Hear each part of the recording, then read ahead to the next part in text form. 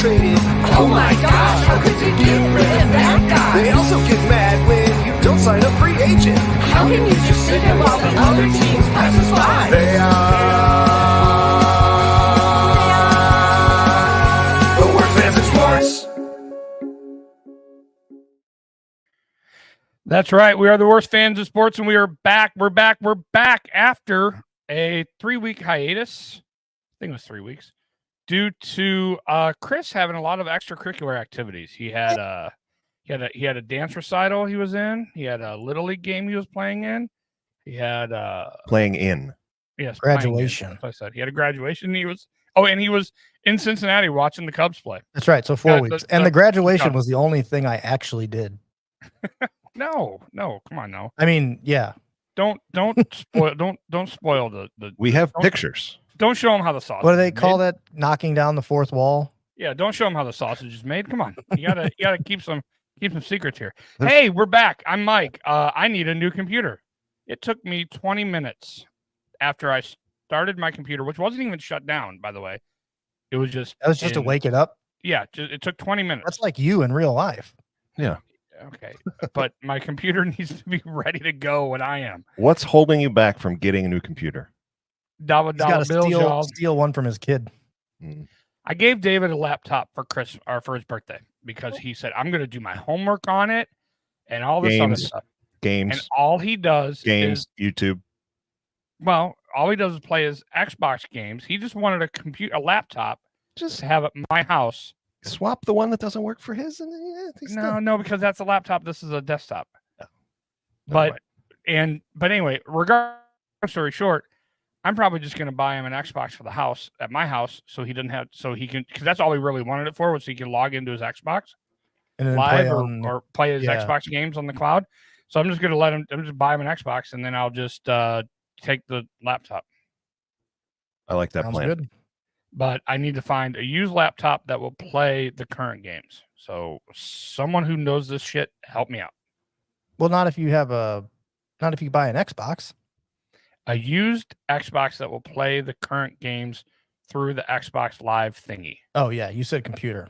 Oh, I meant laptop. Xbox. Yeah, I meant Xbox. I got you. Sorry.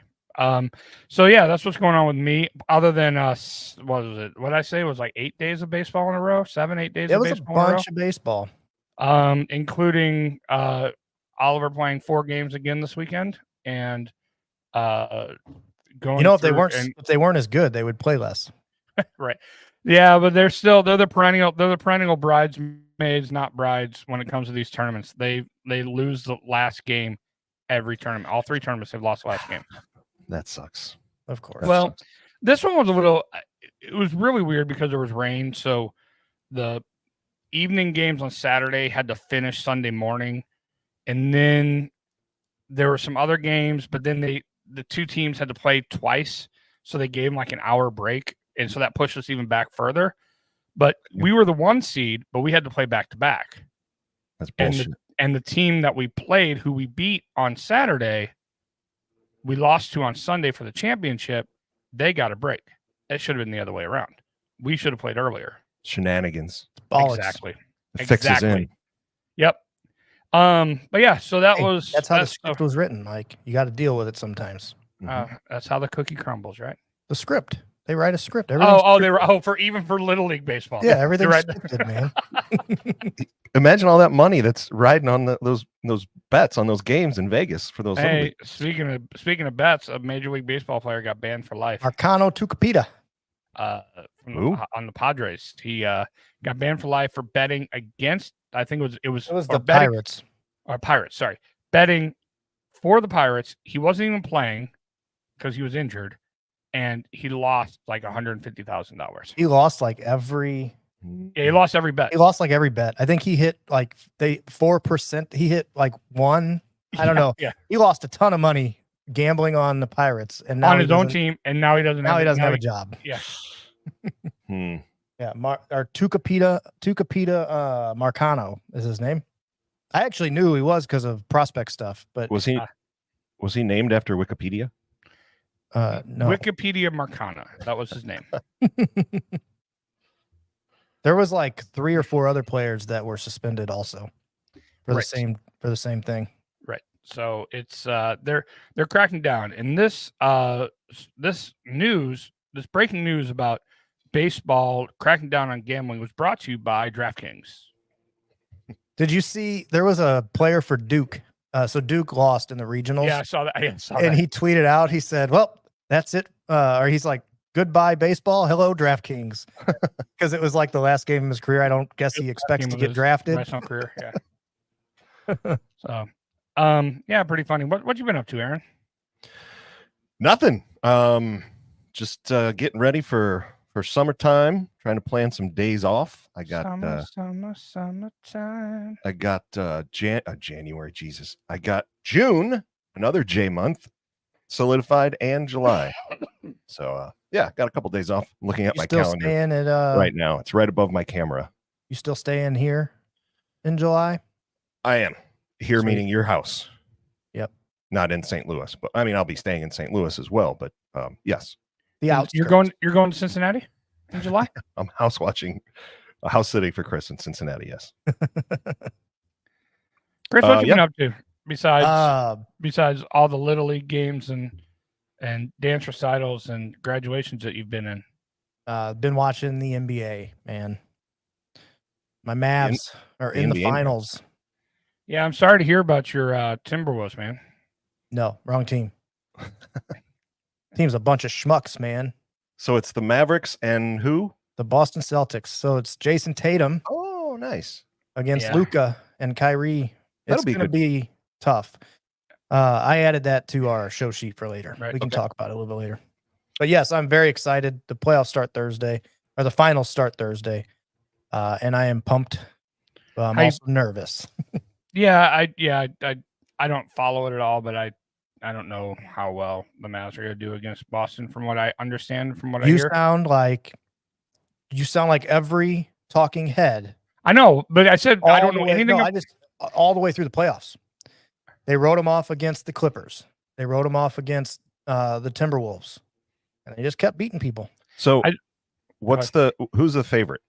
I don't know anything about. So last I looked, Boston was -180 favorites or -230 favorites.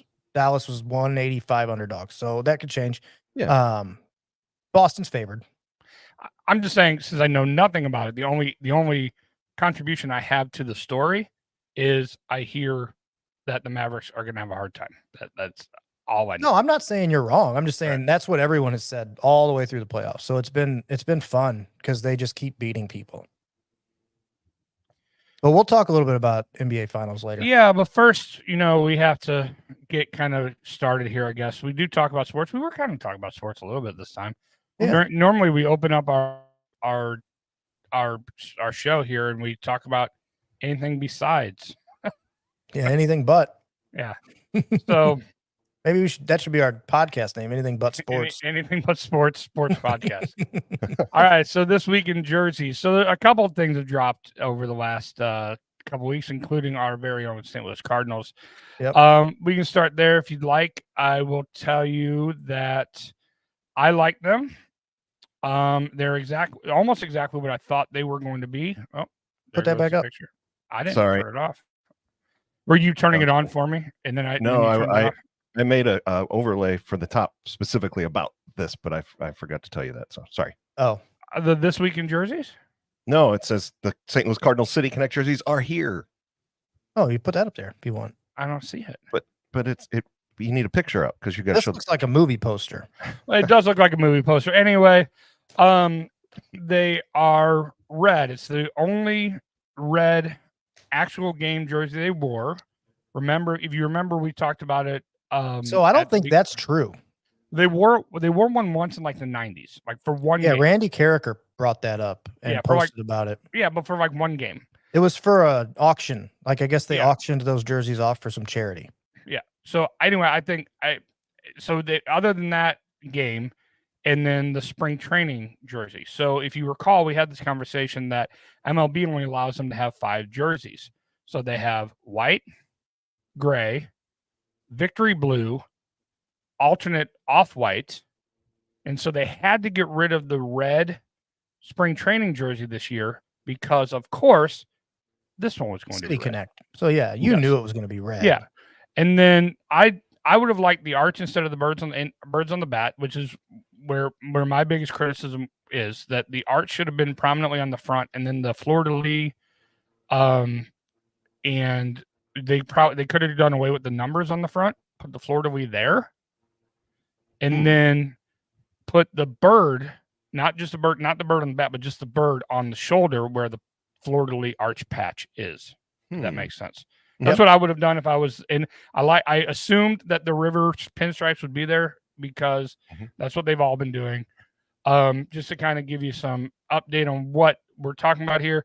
The STL on the hat is like they did an STL in the 40s, but this hat has the 1921 font.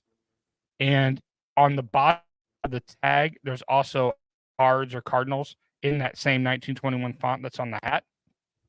They started actually using the birds and the bat in 1922. If no one knew that. As I said, the wavy pinstripes are reminiscent of the rivers that made St. Louis a hub for a riverboat trade.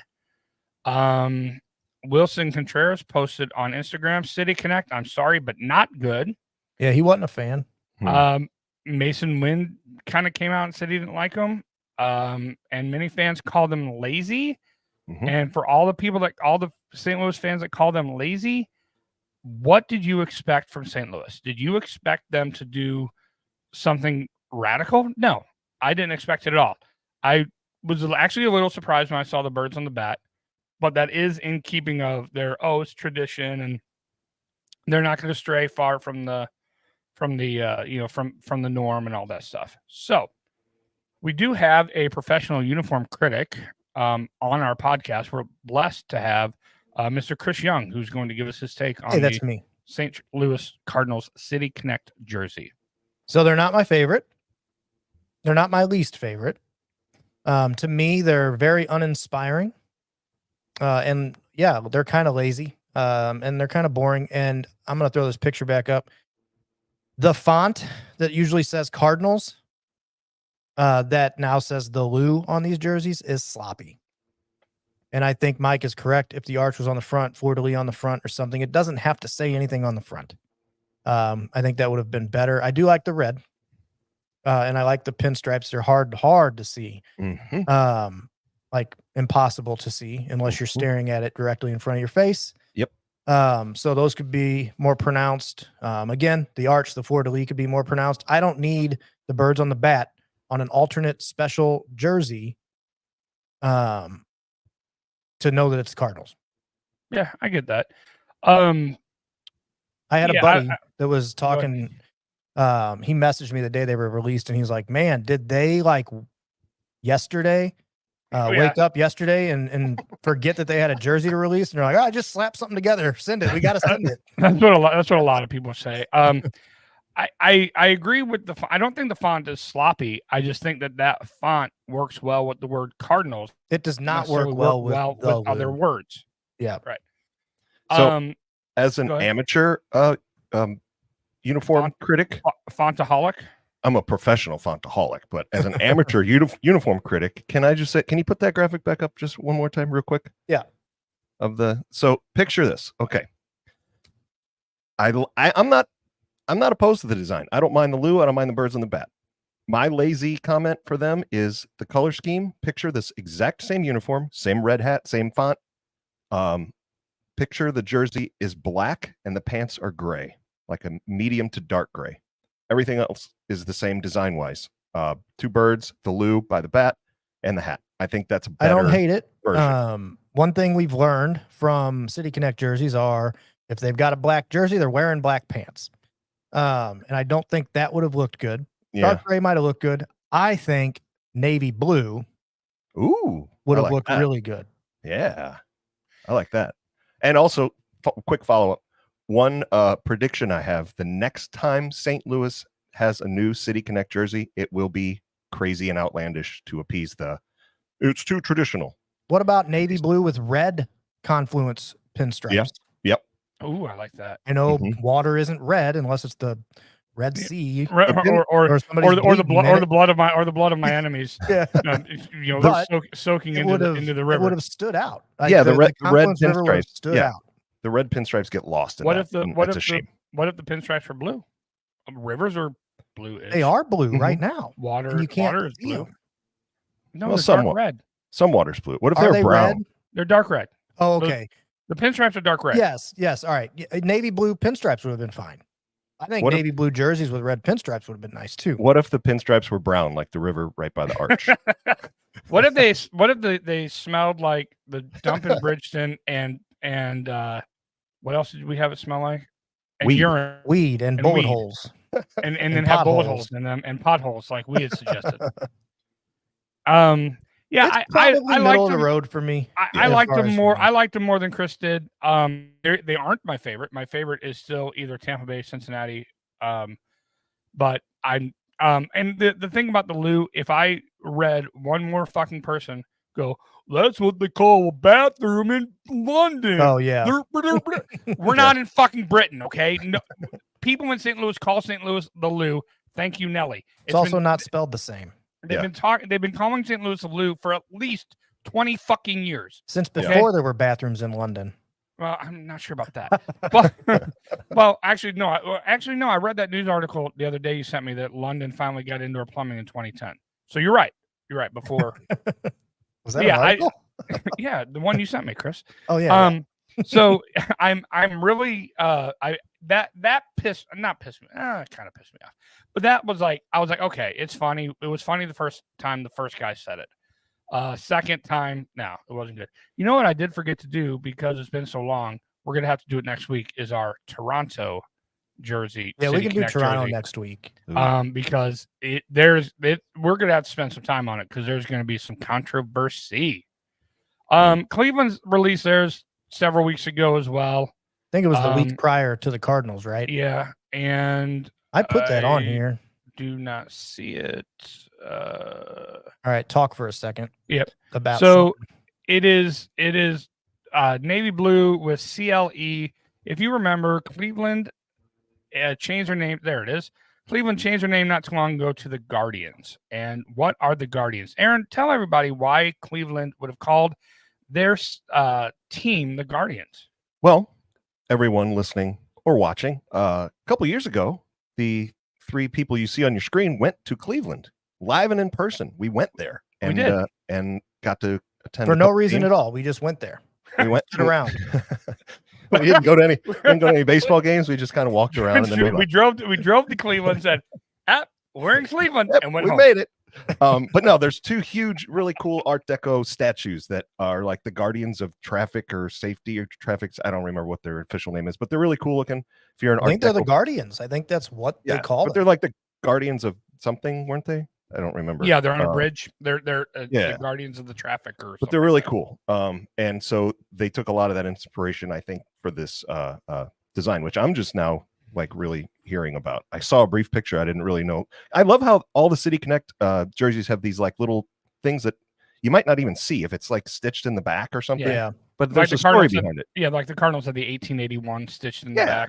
I think that's cool. Yeah, they're the guardians of traffic. Yeah, that's it.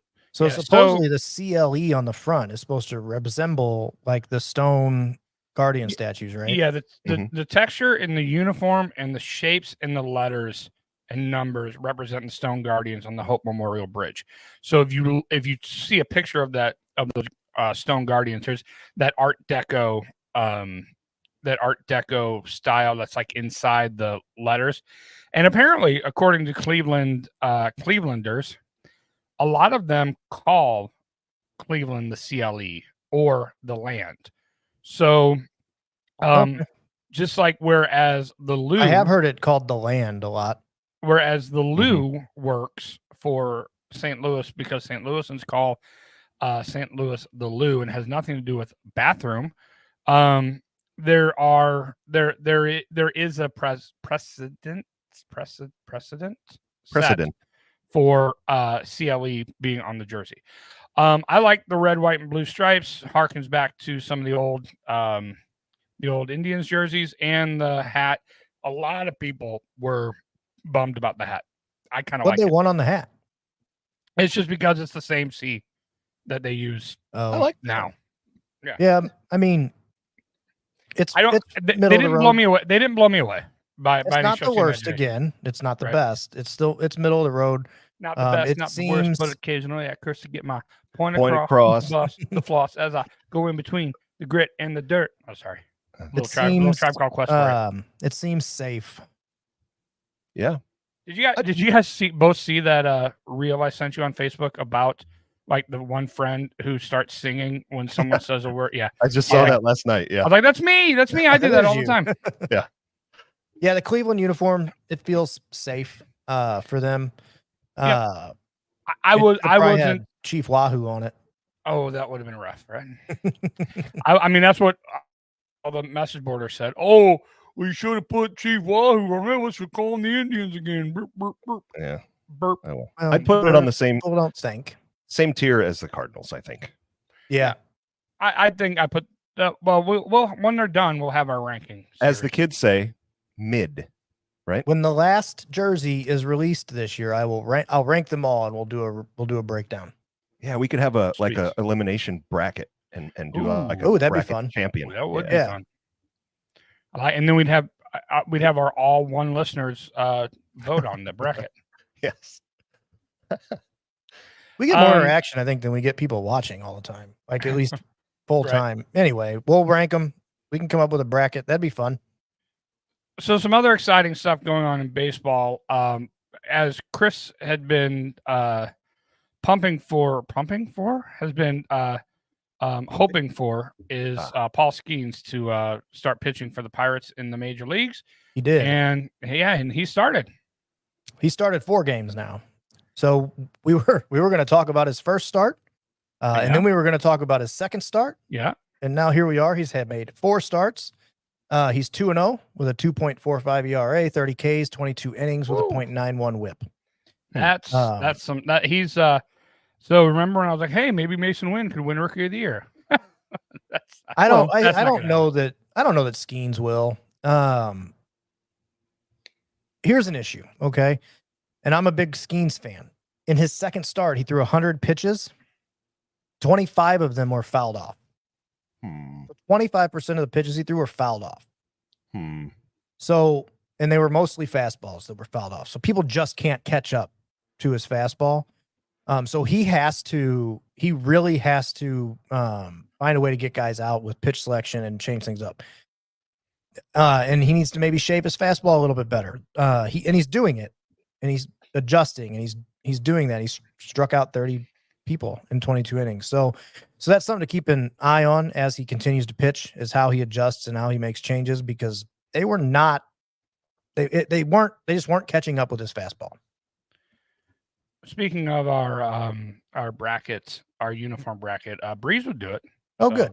If you can see, you see my picture with her on her little, little graphic there. So obviously Breeze is my girlfriend. So of course she's going to do it. So we know she's a real person. She's not a bot. She's a real human being. Mike doesn't believe in bots. I believe in bots. They just don't believe in me. Aw. So Paul Skeens is out there. He's doing it. We'll see how well. He has a pitch that he calls, it's a splitter, but it's like a sinker splitter. He calls it his splinker. And it's the movement. I watched a 3D, somebody sent me a 3D graphic or a video. I think it was on Pitching Ninja, but it was a 3D of his pitches from a batter's perspective. And I don't know how anybody hits anything. Speaking of movement, this isn't on the show sheet, but I'm going to bring it up anyway. There is a Cardinals. His name is Enrico Palazzo, I think. Yeah. Yes, Enrico Palazzo. He is a pitcher for the Cardinals. Now, there is a pitcher for the Cardinals who is. He throws a screwball. Is his name like Errol or something, or Ettore? Jesus. Something just happened and I had it and now I don't have it, but it's Italian sounding, Giulini or something like that. Anyway, he is a Cardinals pitcher. He's in single A or double A, and it is sickening. Like no one can hit that. 8 inches of vertical break. Yeah, it's pretty. It's pretty sick. Like, and it makes my arm hurt every time he throws. Every time I see him throw it. Because he's a curveball and a slider, all that stuff's unnatural, but throwing a screwball. Right. If anybody grew up in the 80s and 90s and played video games and played baseball games on your Nintendo, you'd have these pitchers where you'd hold up to throw a fastball and down to throw a slower pitch. And then after you released, you could push the left and right D-pad to make it move. It's like that. Like it's just it's unnatural movement on his ball. It's ridiculous. But yeah, he's he's a minor leaguer. Who knows if it's gonna take, but it's interesting. Oh, his arm's gonna blow up. Well, no, that's throwing like that. Yeah, he probably already has 7 Tommy John surgeries lined up. He's got them on this calendar already. Yeah. I think when you get 7, you get your 8th for free. You get the punch card, and you get right. Do you remember the punch card, the Subway punch card? Yeah. And at in Kirksville, and 2 buy one get 1 foot longs on Tuesday. Mm-hmm. Well, no, in Kirksville they'd give those little stamps that you put on the well, they did the stamps, but they also had a buy one get 1 free foot long, and so you'd go and you'd buy 2 sandwiches and put one in the fridge. Oh yeah, college man, absolutely. Got to save that money. We need to buy looking up screwballs, and most of these guys that threw screwballs are old timers. Right. Yeah. It was a pitch in one of in that Bugs Bunny cartoon. Bugs Bunny threw a screwball. I mean, you're turning your hand upside down, and you're basically throwing it thumbs down in order to get that movement going away. Ow. And yeah, I don't seems makes my arm feel some kind of way. Yeah. Just watching him throw it. But Skeens is out there throwing 103 with some nasty secondaries, and as long as he keeps adjusting, he's going to be hard to hit. If they can have the secondaries, then it's fine. It's when all they have is gas, and that's all they throw every pitch. Well, I mean, even his secondaries are gas, but they move so much. Right. We'll see. He seems like a prime candidate for a TJ. Tommy John, yeah. I think all of them. He throws effortlessly, but anybody that throws that hard is just, it's just a matter of when. Yeah. College Worlds. Moving on to the College World Series, you put some other information up here. The only thing that I thought was, is it the World Series or is it? It's all encompassing. What SEMO was in, that was the regionals. I got you. And they were playing in the Fayetteville regionals. Gotcha. Well, Southeast Missouri, good old Cape Girardeau, SEMO beat number 5 Arizona. They did, and it was all or nothing. And they lose the next game or something? Yeah, they lost to Kansas State. No, I thought they beat Arkansas. Wasn't it? They beat Arkansas to advance to the elimination game. Where I meant Arkansas. I meant Arkansas. I wrote Arizona. Oh, you wrote on my. Yeah, it was Arkansas. Oh, it was number 5 Arkansas. But I did find it funny that the dugout had a casino advertising on it on the picture of where I got this information from. I thought that was pretty funny. That is funny. Because they went on to the elimination game, lost to K-State. So K-State came out of the Fayetteville regional. So now, starting June 7th, so Friday, through the weekend and finishing on Monday is the Super Regionals. There's 8. It's a best of 3 series, and the winners of those move on to the actual College World Series. Well, but good for that's awesome. A small school like that to take down a big powerhouse. So yeah, I just thought it was worth mentioning. Yeah, no, I saw that. I'm like, I'm going to put the super regional stuff on here. So we've got Evansville in Tennessee, Florida State versus UConn, Kansas State versus Virginia, West Virginia versus UNC, Kentucky versus Oregon State, Georgia versus NC State, Florida versus Clemson, Texas A&M versus Oregon. LSU, who won it last year, is not in the super regionals. Wake Forest, who played in the College World Series last year, is not in the super regionals. So some new blood, some fresh blood. Evansville is a smaller D1. Nice to see a smaller D1 in there. So that starts Friday. The Aces, I think aren't they? Evansville Aces? Does that sound right? I don't know. I don't know. Let's just say they are. They're the Aces.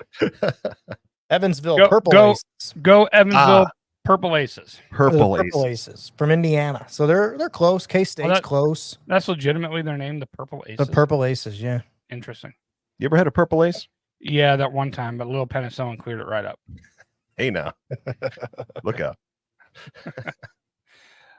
So Chris teased us at the beginning of the show. We can continue to talk about, and I'm going to tune out here, the NBA Finals, and then we'll start talking about some Cardinal stuff. The NBA Finals start Thursday. Thursday at 7. I think it's 7 p.m. It is Boston versus Dallas. Boston has home court advantage, so it will be 2 in Boston, 3 it's 2-2-1-1-1 is how the NBA breaks down their playoffs. So it'll be 2 in Boston, 2 in Dallas, and then Boston, Dallas, Boston. So Boston ends up with the most games at home. I could see this going 7. I'm nervous, but I'm excited about Dallas. Dallas is playing amazing. Kyrie and Luka are playing amazing together. Some of their secondary players are playing great. So far it's been fantastic.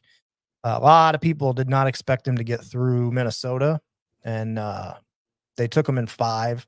They could have taken them in 4.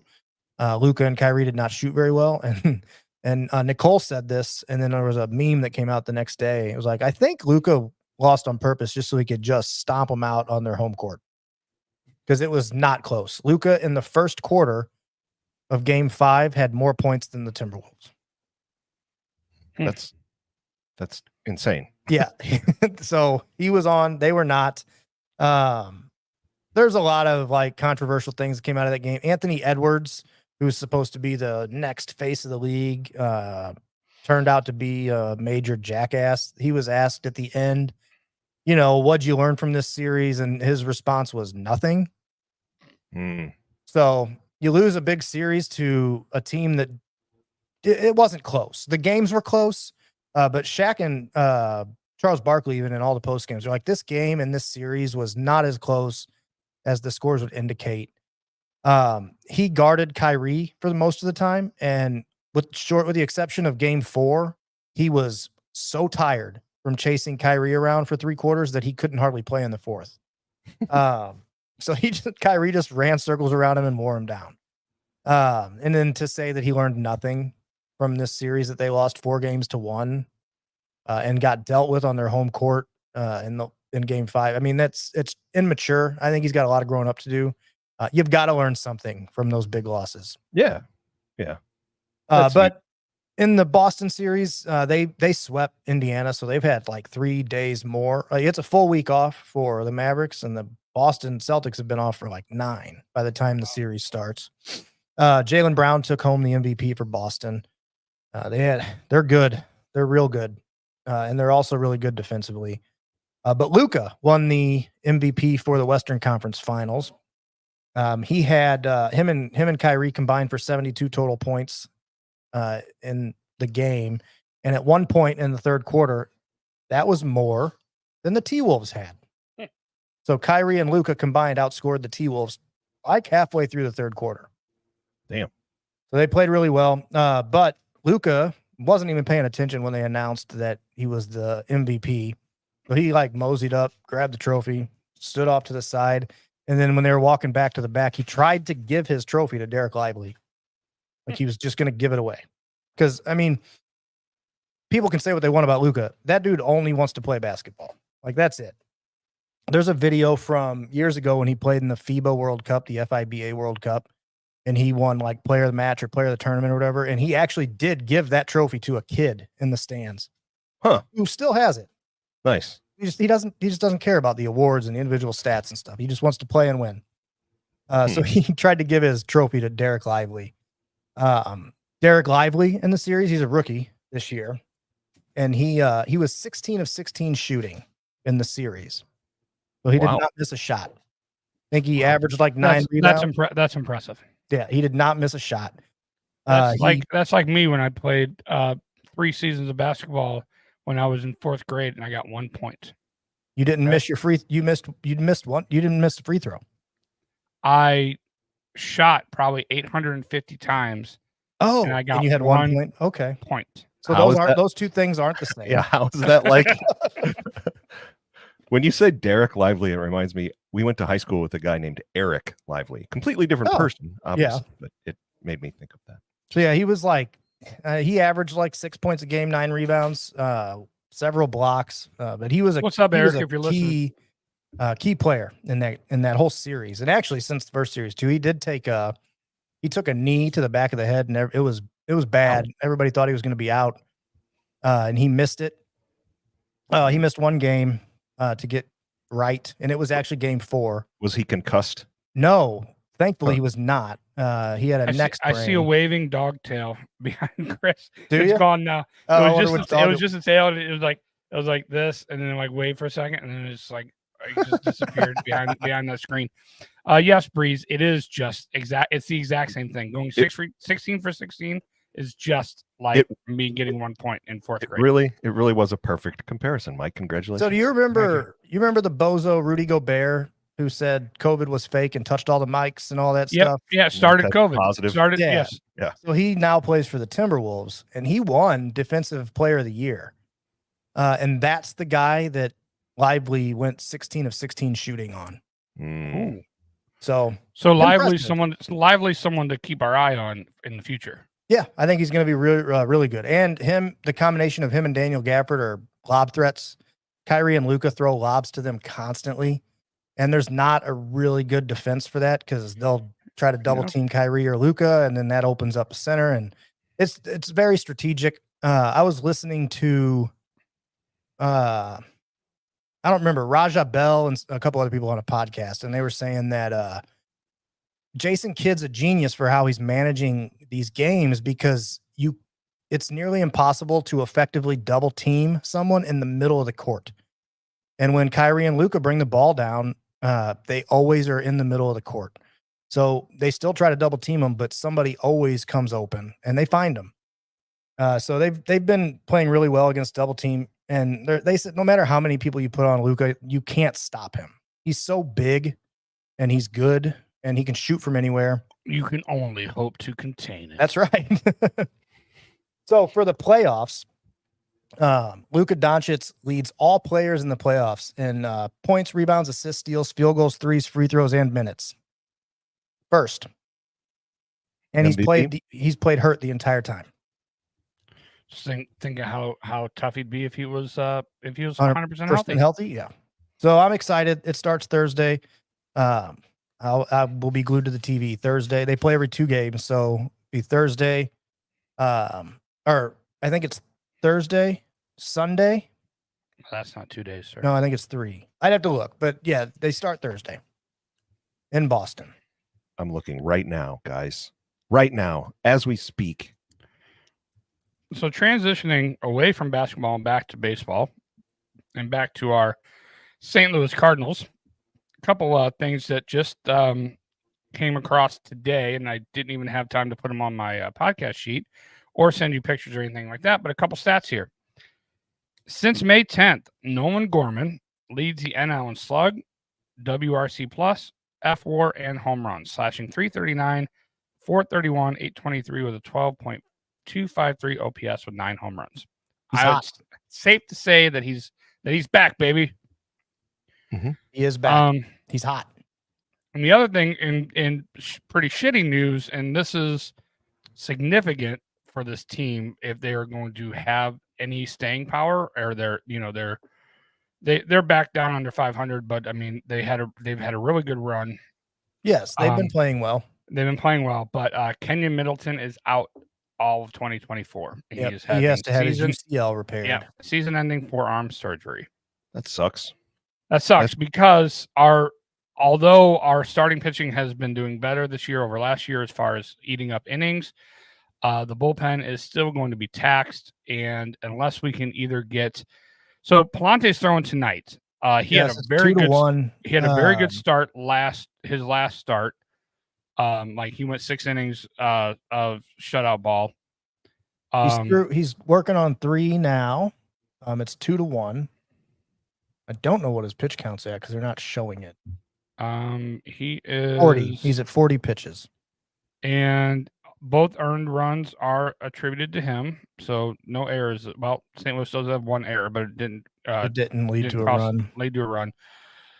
Yeah, that's another thing, man. St. Louis's offense, they've in the first part of the season, they were the best defense in the league, and then once they started hitting, they had, not including today, 19 errors over 22 games, but they've won more games. They're having a hard time stringing it together, all of it together at the same time. The pitching's good, the hitting doesn't hit. The hitting, like yesterday, they could have won that game, but Jojo Romero, who's been great, just had an off day, and he had a rough outing, and lost the game. And those days are going to happen. Of course, the best closers in baseball have off days and blow saves. The best closer in baseball leads the league in blown saves. The best closer in the National League doesn't, though. No, but Josh Hader has blown. But the best closer in the National League is by the numbers is Ryan Helsley this year. Yeah, and I think not even by the I'm not just by the numbers. I think objectively. I mean, I guess that would be objectively. Subjectively, the eyeball test would tell you the same. There's a lot of teams that have it. They always call it the closer carousel. I play a lot of fantasy. Right. And you're always watching the closer carousel because saves are important and saves can be had throughout the season. You just got to know who the next man up is. And a lot of teams are playing this game where it's closer by committee and, who's going to be the next guy getting saves. Well, that's not happening here. And that's a good thing. I think that's important. I know that, that's the thing about closers though, right? I mean, they're probably the most eccentric of the bunch, right? When it comes to pitchers, for the most part, if you were just like, if you put all the closers in a room together and put them in a group and put all the the long hurlers in a group, and you put those specialty guys who are just lefties that get now they have to face 3 batters, get like 3 outs. You put them all in different groups. You probably look at the closers and be like, wow, those are the weird dudes. Right? Those guys are nuts. Yeah, they're like the drummers of baseball.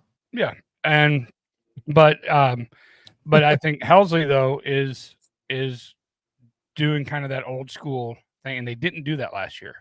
They're doing that old school. I'm the closer almost every game. Obviously, if it's out of reach or if he's gone too many times, cool. Yeah, you have somebody else. Have somebody else do it. But he'll also go 5 outs for a save, and so last year they didn't. Well, they didn't have an opportunity to do that too often. True, but I don't think Helsley was 100% healthy because remember in the playoffs he got hurt the year prior. And I don't think he recovered fully until this year. I agree with you. And then there's also my favorite stat.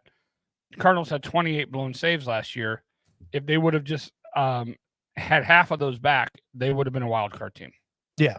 All the failures with the Cardinals last year, 14 blown saves. If they had those back, they would have been a wild card team. They probably wouldn't have done very well, but they would have been in the playoffs. That's how poor their bullpen it did last year, but that was because they were so gassed because the starters weren't giving them innings. And my fear is with Middleton out is that this might be the same thing. Well, they're going to have to, if they want to be contenders, and I think they can be. We're just starting June. They're in the middle of the division. They're in the wild card. They're only a few games. Last I looked, it was 4 back from Milwaukee. If the playoffs started today, they would have been a wild card team. Okay, so under 500, but they can compete. That's because there's a lot of bad teams. There are. I mean, last count is 8 teams in the NL under 500. Yeah, there's a lot of bad teams, including teams that we thought were going to be good in the East. Yeah. They can be contenders, and I think they have to maintain that mindset. So that means they got to go out and they've got to get maybe a starter. Definitely need to shore up the bullpen for a long So run. Arizona's not doing what it's supposed to be doing, and the conversation has been, or the rumor mill has been Jordan Montgomery coming back. What do you think of that? Don't do it. He's not Jordan Montgomery this year. Right. That's why he would be an easier get. He's sporting a 6 ERA. His breaking ball is not breaking. He's just getting hit. And I mean, he's pitching in the desert. I don't know if maybe he likes it here better. I don't know. Maybe he needs humidity on his balls. Maybe. As it stands right now, if you were to trade for Jordan Montgomery, I hope you wouldn't give up much for him. I think the cost would be too high. Just based on what he did he's only on a 1-year deal. And he's a So I don't know. I think there will be players that Jesus Luzardo from Florida. He's going to be dealt. Right. just because Miami has said that they've already proven that they're going to deal people they traded a rise. They've written this season they off. said in April that they weren't going to the playoffs, so screw this season. Yeah, this but I'm season telling has been you, written off. I'm telling you, I always believed in the Cardinals. You're so full of shit. I did not at one point go fuck this team, fire them all, move to Maryland Heights. I didn't say any of that. Look at me. That SpongeBob is a perfect representation of me. I always believed in this team. Cut me open. I bleed Cardinal red, baby. Okay. So back when they were losing, someone floated the idea of trading Ryan Helsley to the Orioles. And I left it on the show sheet. I was wondering two things. If you would do that, depending on the price, right? And two, if they would do that, if they would have done that, or if June falls to shit and they do something like that, would that constitute a full rebuild at that point? It's a good question. It depends on the circumstances. Right now, no, I wouldn't entertain that. Well, no, they're you just said it, they're a contender. So if the wheels fall off entirely by the trade deadline, it would depend on what we would got in return. Like, can we get a Cade Povich from them? Yeah. Could we get like Kobe Mayo, Cade Povich? I doubt it. Like they've got a huge deep farm. They do, but a lot of them are really, really good, and I don't know if Helsley's worth that. I mean, if Helsley, and they don't really have a true closer. Craig Kimbrell is not it. Right. So if that was going to put them over the top for a playoff run, maybe they could get like a Cade Povich, who's one of the top pitching prospects, or Kobe Mayo, who's third base prospect. Because whether you like it or not, we're going to need a third baseman soon. Pretty soon. Well, we have one. His name is Nolan Gorman. True. Well, then we're going to need a second baseman, and we're going to need a first baseman. His name is Tommy Edman, and his name is Jordan Walker, or Lucan Baker, who is. So Lucan Baker's your quad A guy. He is. Who else can play first is Alec Burleson. True, and he's tearing the cover off the ball. Lucan Baker is. Did he just become the Cardinals, Memphis Redbirds, all-time home run leader? I think. Yeah, but what did he do in the majors? Well, but how long was he up here?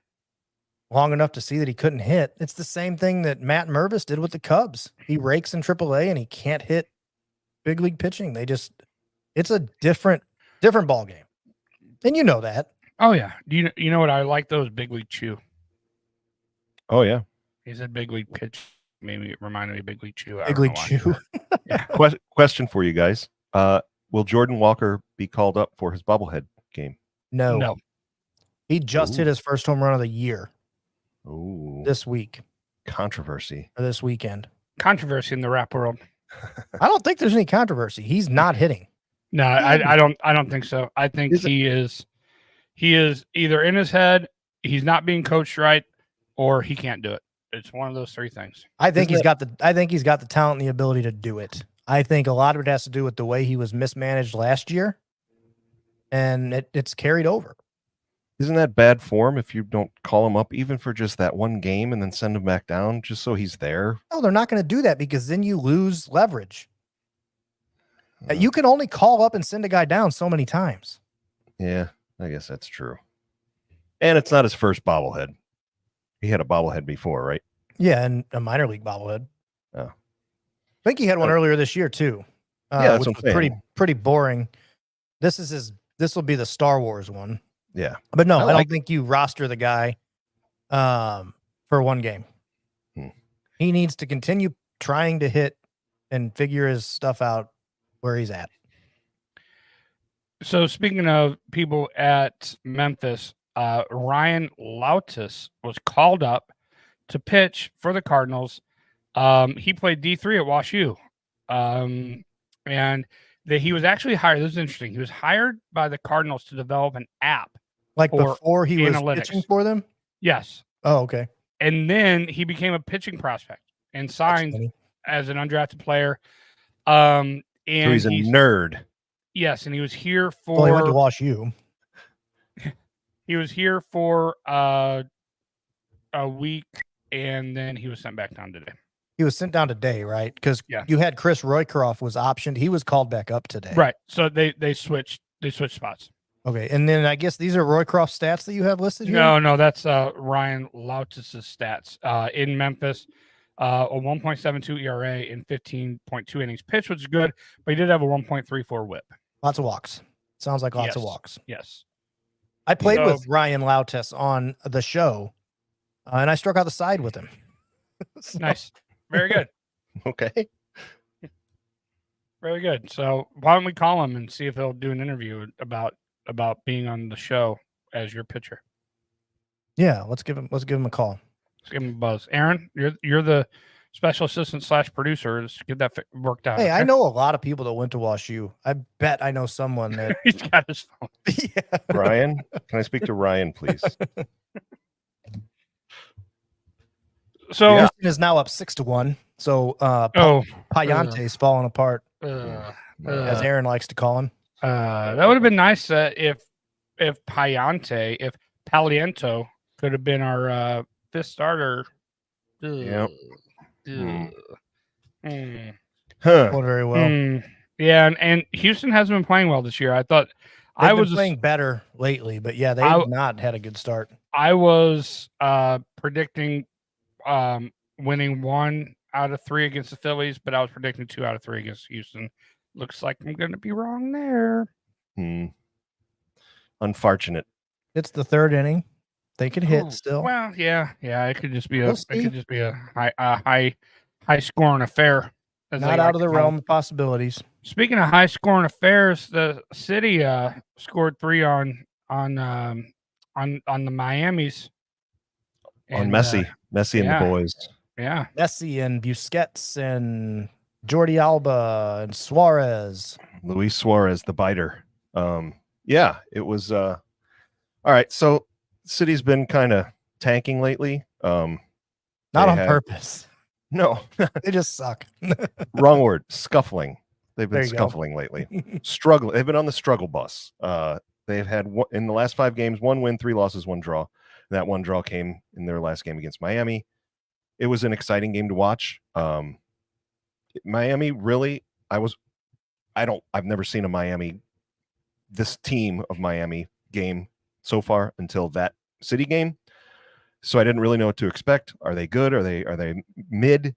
They're not good. Other than their super duper star players, they kind of suck. And so if one of their big superstar players doesn't have the ball or doesn't have a chance, they've got like a couple of young guys that are okay, but they're really not. If one of their superstars has the ball, they can damn near score at will. Exactly. That's the problem. They have 3 or 4 superstars. Yeah. I turned it on when it was still 3-2 St. Louis, and I was like, right on. But of course, since I turned it on, Miami scored. Aaron texted us, and he was like, we were up, and he's like, it would be nice if we could pull this game out, but I'm preparing myself for heartbreak. Yeah. And it turns out they ended in a draw. So they took 1 point on the road in Miami, which is great. If you would have told me that we would have played Miami and Messi and Suarez and Alba would have all scored and we would have ended 3-3 and took a point, I would have called you a liar. Exactly. Yeah. So all in all, someone said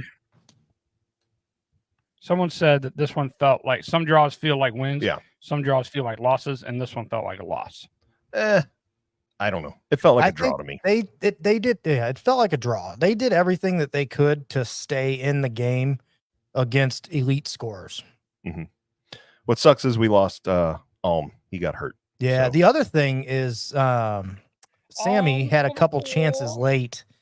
And if he could have just capitalized on one of them. The one I about fell out of my chair. Where he came across the middle and he came open across the front of the goal. Came across, across on the far side. Yeah, and shot it and just angled it. Yeah, at the wrong angle. I was like, oh man, I thought that was it. Just one of those goes in, and we're talking about a potential W. Yeah, we need Klaus to kick it into the next gear. He is not. If he has it. I don't know if he has it, man. I sent you guys a text. The STL City fans are much like the BFIB. They're turning on him. Mm-hmm. I mean, I've been seeing some anti Klaus action A lot of people are going to be on the naughty list. Is all I'm saying. He's done nothing. Nothing to impress me. He surges. He'll score 2 goals in one game, and then he'll score again in the next game, and then he won't do anything. And he needs to do something because he's gonna lose his spot to Sammy. Yep. Every time Sammy's on the field, he's making plays. And that leads into my next comment, which is we've had some signings. I know last time we had a podcast, we talked about some possible Germans coming. One of those Germans is now confirmed. And I know last time I want to apologize. You said his name wrong? I said his name wrong because that's how the guy on the YouTube video said it. It's actually pronounced. I was calling him To Kurt, like you have 2 guys named Kurt. That's how I would have pronounced it too. Yeah, it's actually pronounced Toy Hurt, according to the St. Louis Post-Dispatch. They even said that in their article. Germans. So Toy Hurt, my toy got hurt. Toy Hurt. Cedric Toy Hurt. Here's his info. 27-year-old German. He was playing in the second tier Bundesliga, not in the top Bundesliga. We signed him to a 2-year deal through 2026 with a club option for the remainder of 2026. And here's what Lutz Pfannenstiel, our director, says. And I quote, Cedric is a proven goal scorer. That could help us. That will help improve our roster. His quality on the ball, whether it is dead ball opportunities or inside the box, is a strength that will be beneficial for the team. End quote. Just yesterday, Monday, City signed a 20-year-old Australian by the name of Jake Girdwood Reich. Goodwood. Girdwood. Like you're going to gird some wood together, I guess. I don't know. Those crazy Australians. Goodwood? No, not good. Goodwood would be awesome. But it's hyphenated with the word Reich, like the Third Reich. So take that however you want it. I think it's Reich, but I don't know. And here's what Lutz says about that. Girdwood Reich is one of Australia's top young prospects. He's only 20. And we are excited to bring him to St. Louis. His ability to play as a defensive midfielder and center back gives our roster a ton of flexibility. So we kind of added. Sorry, go ahead. I was just to say, do you think he's going to eat a lot of Outback Steakhouse and drink Foster's? Because probably that's what Australians do. Sean, are you listening? If Sean's listening, he's very mad. He'll probably listen tomorrow when the audio's out. He's been listening to the audio. He's just been very quiet about it. Hi, Sean. Hi, Sean. So Toy Hurt could fill the Nico Gioacchini shoes that we've been waiting for to kind of play behind Klaus or Sam to maybe feed him, or they're saying Toy Hurt can like also make those runs and swap with our forward and possibly have goal scoring opportunities. And hopefully losing Alm doesn't hurt too bad, but I'm not really sure when either of these guys will actually start. So I didn't do my due diligence as a journalist on that. Time will tell. Hey, Sean, do you remember like 4 or 5? It wouldn't have been 4 years, like 5, 6 years ago. You came into town and we were eating somewhere, and I was playing this game on my phone, and I changed the name of my character from Shazbot Zigglemorph to Sean O'Rear. Just let you know, I still play that game every day, and my character's name is still Sean O'Rear. Nice. Do you remember when you changed Matt Waldman's GTA character to have cornrows? Cornrows. And we could never change it back? Well, he would change it for a minute, and then it would always revert back. Automatically appear his cornrows. I think that happened until, just forever. It was still happening. Yeah. Like the last time that him and I had gotten on GTA, he had cornrows. I don't know if he gave up. That is so awesome. He had a hat on. He was wearing a little beanie hat on his character. That is so, because you didn't want to see the cornrows. That is so awesome. I love the cat. That was your apartment. That was you. How long? That was a long time ago. It's a long time ago. Pre-COVID. I think we were both still drinking. Like I think that. Yeah, that long ago. Yeah. So I stopped drinking in 20. I stopped drinking in 2011. No, it would have been after that. If it was GTA 5. I don't know, man. GTA 5 was on the PS3, 4, and 5. Yeah, maybe. I don't know. So, well, if someone could look up when GTA 5 came out, we might be able to figure this out. I've already looked up something that I haven't even had a chance to tell you guys. So the NBA finals are Thursday, Sunday, Wednesday, Friday, Monday. Game 6, if needed, would be June 20th. And it'll be the culmination of the 1973 season. Because it takes so long. It's so long. GTA 5 was released September 17th, 2013. Okay, so I was not. It had to be after that. Yes, I was not drinking. Was that at the apartment though? It was the apartment. Absolutely. Wow. So good times. We have pictures of you passed out in the chair at the apartment. Me? Yeah, because you'd come over to watch football on Sunday afternoon, and you would just pass out and drink 21 Hams beers and just pass out in one sitting during one football game. Because spent most of your Sunday nights on Aaron's love seat. Yes. Battle squawking. That's right. Time for battle squawking. I'm a little concerned. I'm a little concerned. I think we should be concerned, boys. The Battlehawks, they won. Nice. Look at that. Dome field advantage, winning. Is that what they're saying? Yes, they're calling it dome field advantage. The Battle Dome. How embarrassing. It's not though. This league embraces that. They get the goofiness, cause the law. They say that that's like in promotions now. Like they know they don't take themselves 100% serious, which I'm fine with because this is a feeder league for the NFL, ideally. So let's have some. It's like minor league baseball. Let's have some It's fun. a cheese dick league. Yeah. Kind of. They clinched home dome field advantage against the San Antonio Brahmas, who they beat last week 13-12, and they almost lost it on a last minute field goal. So that's rough. So they missed the Brahmas missed the field goal at the end? Yes. They did. The USFL conference, Stallions did lose a game. They clinched the division 9-1. And they're going up against the Michigan Panthers.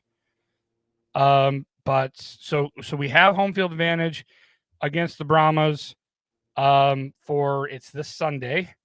And then the 16th is the championship game here in St. Louis at the Battle Dome. So there's only one playoff game or two playoff games before the championship? Yeah, because only 4 teams make it? Okay. There's four out of 8 teams make it. Gotcha. I mean, yeah.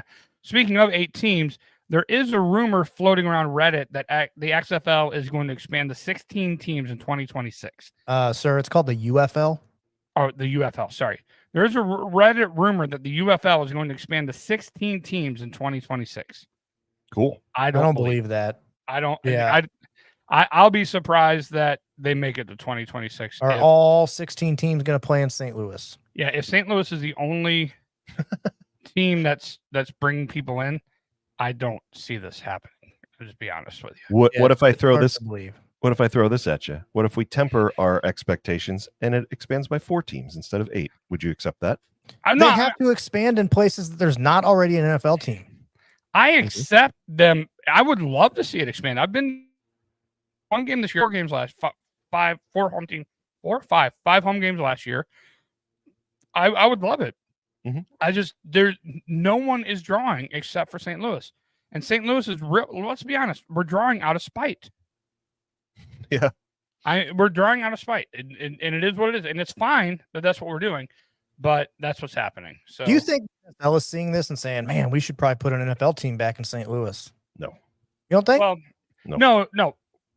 I think it would be successful, and I'm going to agree with Randy Carricker on this. It would be successful if it's an expansion team that is a St. Louis homegrown entity, and if the XFL wasn't here, and there was a bunch of ass kissing by the NFL. Yeah, it's really the only way. It would have to be expansion. They couldn't just move another team here. No, right? Yeah, it would have to be an expansion team. It would have to be something that's St. Louis grown, and it would have to be proven to like that they're going to attempt to win. And yeah, I think there's a lot of burnt bridges and $750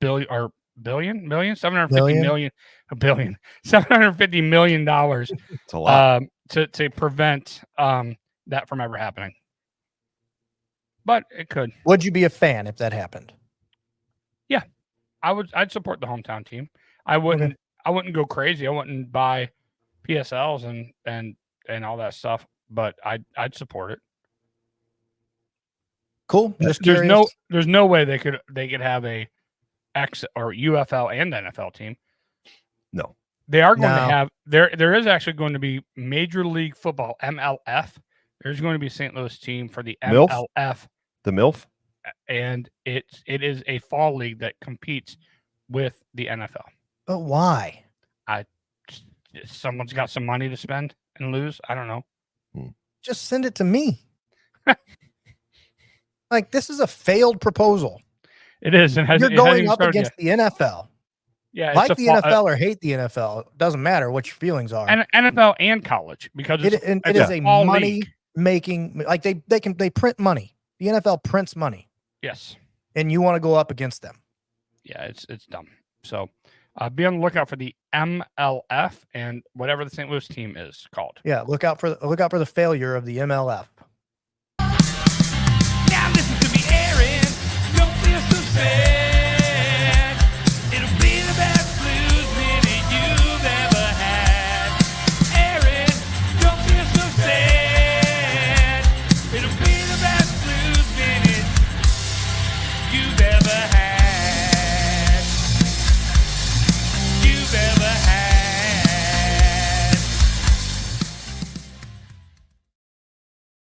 On those St. Louis Blues, Aaron. The Blues are on vacation. Now listen to me, Aaron.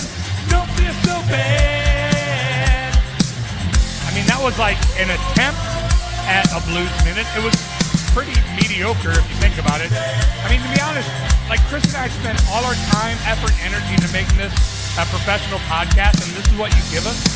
Did you even do any research for this? Oh my God, Chris, do we even want him to do this anymore? For real, like that was pretty awful. Well, that's the news. That is the news. All right, so as you know, this podcast called Worst Fans of Sports. It came about. We used to be called the Two Assholes on Sports, where Chris and I were just being assholes and talking about stuff, and it went back to our drinking days too, which was those were really bad episodes. Thank goodness they don't exist anymore. We would be canceled, both of us, if that was the case. Aaron would have been canceled by proxy. Yeah, exactly. Sitting in the same room. Well, we decided not too long ago to about a year and a half, 2 years ago, to reformat the podcast to the Worst Fans of Sports. And it has to do with all of the self-proclaimed best fans in baseball who get on the internet and post on stories and show really how he didn't say message boards. I didn't. I tried my best to not say message boards and post and show how awful and how much little baseball knowledge that they have. And so because of that, I scour these posts. Don't say it. I scour these posts and I try to find some of the worst fans in sports, and I found quite a few since we've had some time off. I do have a couple here. The first one, this was back when the Cardinals swept the Orioles in Bally Sports Midwest. How sweep it is. The Cardinals win 3 straight against the Orioles for the first sweep of 2024. And the first comment about Oli Marmol, because he got ejected again, right? Isn't that what they pay him for? Running the team to the ground and sitting in the clubhouse. I'm sure that's in his contract. What if it is? What if it is? It might be, but I don't even know what we that need means. you to get ejected at least once every 6 weeks. And run the team into the ground. And run the team into the ground. But every time he got ejected, they've won. And it sparked something each time. Yeah. And then someone's like, hasn't the team won 7 of 9 games? And then here's why I put this here. Someone wrote, this is why I'm convinced that Cardinals fans are insane. As much as I think we could upgrade as a manager, we want to complain that moan and complain that Marmol doesn't stand up for his guys. Then when he stands up for his guys, we want to complain that he stood up for his guys. And that is 100%. Yeah. I can't say their name because we blurred out for not getting sued part. All right. So this one, I kind of fall into the category of worst fans of sports on this one because I went back and forth. I was being a troll. I'm going to admit it. I was purposely being a troll to this guy. No. Because it's because I was pretty frustrated. I actually saw this one. There were some comments that aren't on here. Did you delete them or just not share? They layer into replies and and you gotta, every time you go back to it, you got to go to most all comments instead of most relevant. Yeah. And it was so much back and forth. I just got some of the gist of it. Anyway, this was talking about when Palante was going to start. Hyante was going to start against Chris's team, the Cincinnati Reds. Someone wrote, oh, that's hard for me to read. I might have to grab my phone. I'll read it. Maybe. Typical Ollie being a moron. Nato hits a bomb and looks to be getting his swing, so he sits him. When Wynn has a great game from the leadoff spot, then he moves him down the next day. He just makes moves to make moves. Such an idiot. Okay, I went to full screen so I can read it, but thank you. That was very good. So I just replied, probably a scheduled day off for Arenado, or day off or Arenado asked for it, maybe. The BFIB are at it again. Here, you can be the other guy then. I can't see this one. Hold on. So you're throwing out the BFIB at it again line because I pointed out the obvious. Nato doesn't strike me as the type of player to ask for a day off if he thought he found a swing and they have a day off on Thursday. But I understand you think you're superior human because you question the BFIB because I simply brought up what happened yesterday and think they should keep the same lineup. Good on you, bud, is what he said. Good for you, bud. Yeah, that was a long sentence. Yeah. So let me no punctuation. So I'm gonna pause here for a second. So I said, I just was the BFIB, here they go. Here's someone complaining about them. They win and you complain about them. They lose, you complain about them. They start Payante, you complain about them. They don't start Payante, you complain about him. Like the man can't win. He's not the best manager in fucking baseball, but he hasn't done anything this season. I would almost say he didn't do much last season. The Tyler O'Neill thing really sucked. There was a couple other things. But I'd say he did a couple glaringly bad things. I mean, he mismanaged Tyler O'Neill. He mismanaged Wilson Contreras. Okay, all right. Well, but again, carry on. Anyway, but he's not the worst fucking manager in baseball, and some of these people think he is. Yeah. So those guys like, yeah, good for you. You think you're so cool, and we're just dumb. So I wrote, no, I think y'all doth protest too much. Mm. Yeah. And you doth protest too much. You got this or you want me to go? Oh, sorry.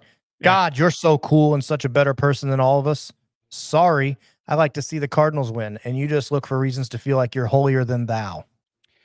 Okay, Aaron. So I took my Photoshop skills and also not owning any photo editing software.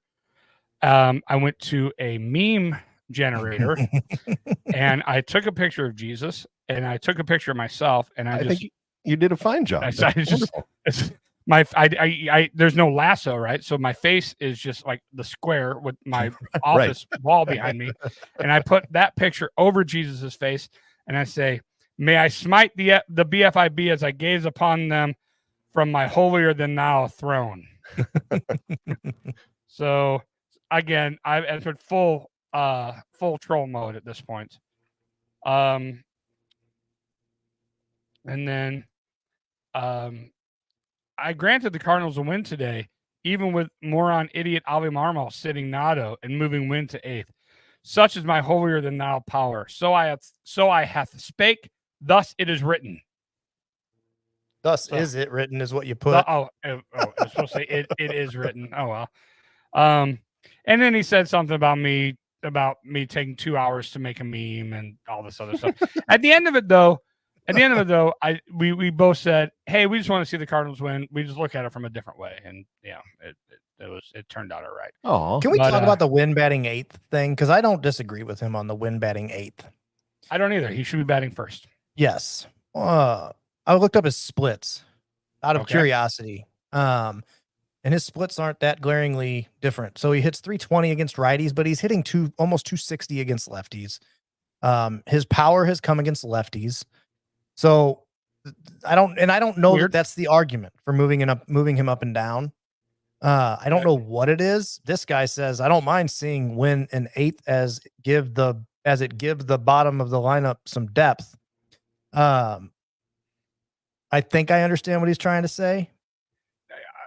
He's saying, and I'm okay with this as a baseball move, having another leadoff style hitter in the 8th or 9th spot.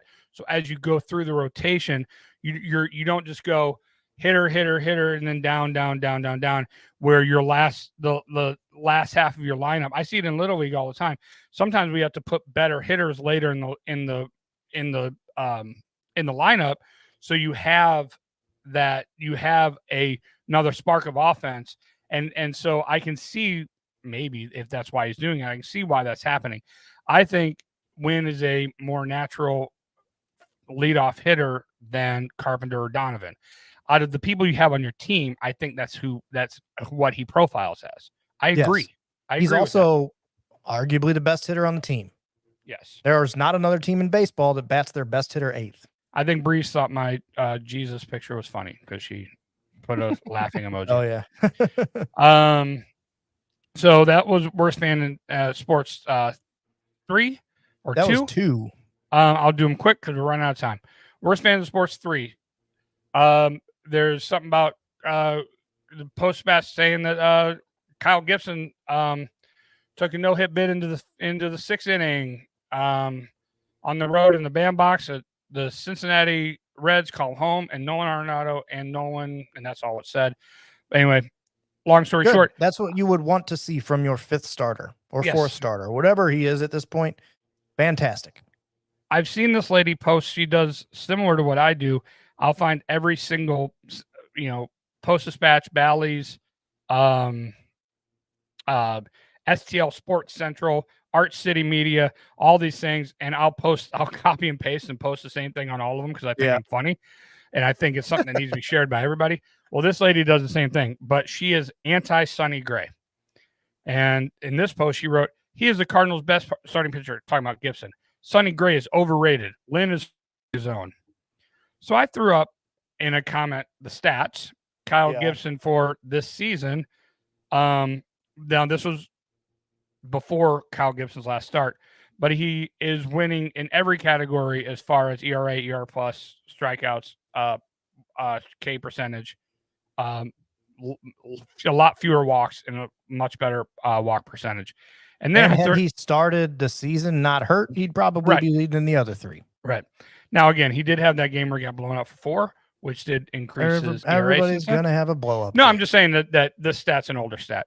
Yeah. But then I did I posted their career, and if you follow WAR or not, and they started the same year, by the way. So it's a one-on-one representation. He has double the WAR. And he's leading in every category except walk percentage. And I'm not talking about game starter. And that just tells me that Kyle Gibson's been a little bit healthier than Sonny Gray throughout the duration of his career. Right. So I'm not sure why this lady thinks that he is that Kyle Gibson's a much better pitcher and Sonny Gray's overrated. I don't get it. So she's a bad sports fan because of it. Is her last name Gibson? Maybe it's his mom. Wife or his mom. So this last one I wanted to put on here, and actually I didn't even take the picture of the statement, but it was Codified Baseball, and they were talking about someone being thrown out by an umpire. A pitcher had to take his wedding ring off under his. It was the wedding ring under his glove. So it was right. Oh, it was under his glove. Right-handed pitcher, catch left. Oh, the umpire made him remove his wedding ring because I guess you could rough up the ball through the glove or something. This is way more silly to me now. I thought it was silly before. Yeah, it's silly.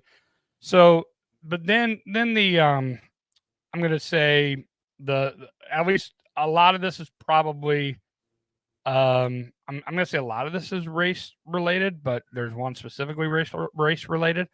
No wedding rings allowed. ALOUD allowed. No loud wedding rings. No. But guys can have 12 chains hanging around their necks. And then this one is just blatant. Black people can flat out look like a jewelry store in the mound, but homie can't be proud to have a wife. That's the America liberals are making for us, clown emoji. In the mound? In the mound. Huh.